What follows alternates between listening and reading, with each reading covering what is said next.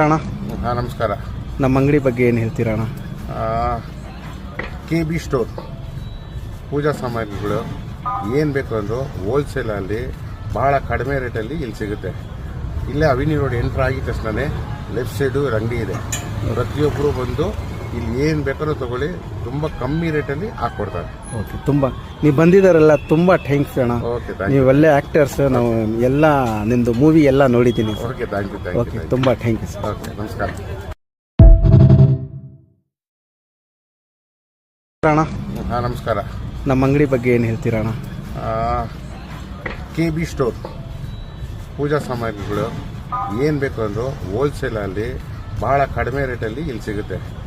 ಇಲ್ಲೇ ಅವಿನಿ road entry ಆಗಿದ ತಕ್ಷಣವೇ ಲೆಫ್ಟ್ ಸೈಡು ಅಂಗಡಿ ಇದೆ.